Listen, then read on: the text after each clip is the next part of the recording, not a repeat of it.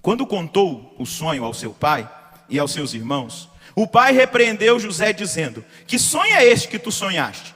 Acaso nós vamos nos prostrar por terra diante de ti, eu, tua mãe e os teus irmãos? O próprio pai questionou o moleque do sonho que ele tinha tido. Que história é essa? Que sonho é esse? Aonde você criou isso? Que nós vamos nos prostrar diante de você. E isso foi gerando insatisfação no meio dos irmãos dele. E José foi vendido como escravo pelos irmãos. Os irmãos voltaram, mataram um animal lá no lugar onde eles estavam, molharam a roupa de José de sangue e falaram para o pai: olha, o nosso irmão foi atacado por uma fera e ele morreu. Na verdade, eles tinham vendido o irmão como escravo. E José foi passando toda aquela provação. E eu fico imaginando naquele caminho, indo para o Egito, passando por aquelas provas, acorrentado nas mãos, nos pés, sofrendo ali aquela humilhação.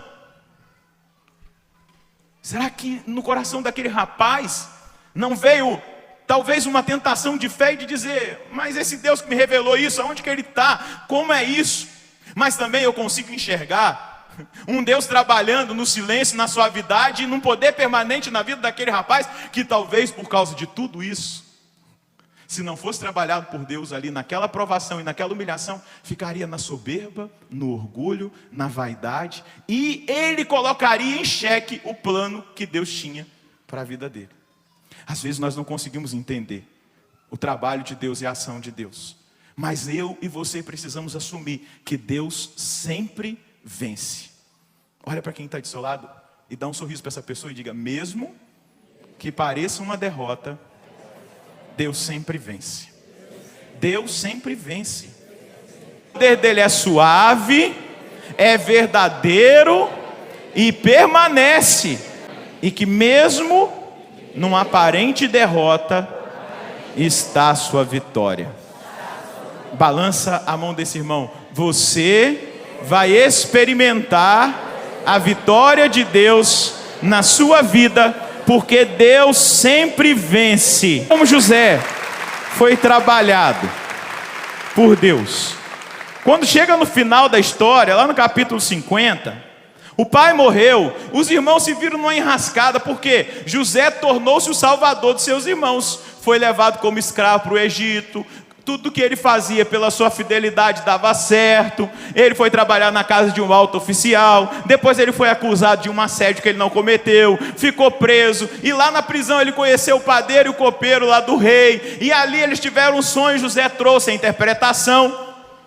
O padeiro voltou, o copeiro morreu. Ou o contrário, talvez eu esteja equivocado aqui.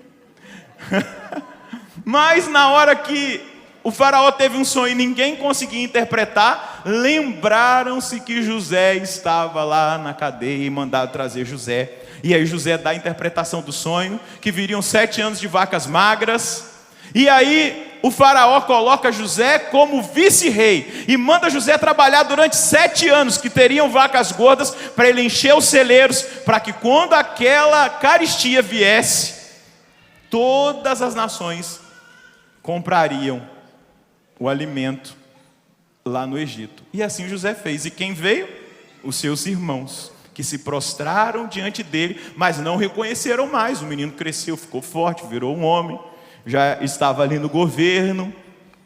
Mas no final, quando o pai morre, José manda trazer o pai, acolhe, recebe a melhor terra no Egito para os seus irmãos. Mas quando o pai morre, eles vão apavorados dizer uma mentira para José. Olha, o nosso pai, quando estava no leito de morte, disse o seguinte: que você fizesse de nós seus escravos a partir de agora.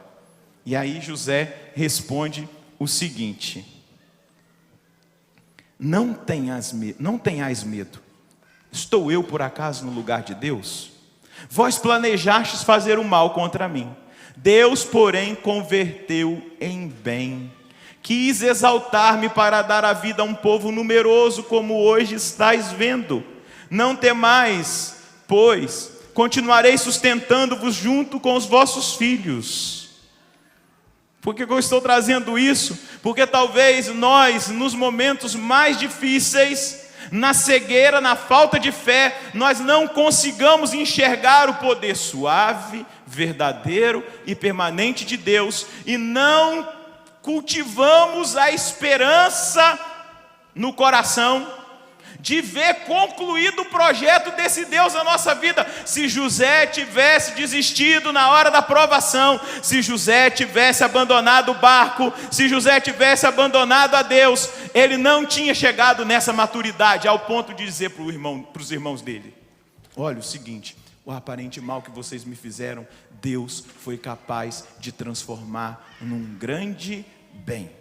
E deixa eu dizer para vocês, o Deus que nós amamos e servimos é o Deus que é capaz de transformar o mal num grande bem. Mas corre atrás dele, meu filho, corre atrás dele, minha filha, porque senão você não vai ver esse aparente mal transformado no bem que Deus tem para a sua vida.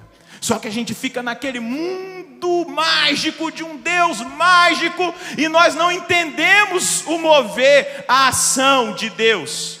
Aquilo que Deus quer falar, aquilo que Deus quer operar. Olha para trás. Tem situações na sua vida que há 3 anos, há 4 anos atrás, você olhava e dizia: meu Deus, aonde nós vamos chegar? Eu acho que não tem mais jeito. Eu faço tanta coisa, parece que... E olha para hoje. Olha para hoje e celebra a sua vitória, a vitória desse Deus na sua vida hoje, porque Ele fez.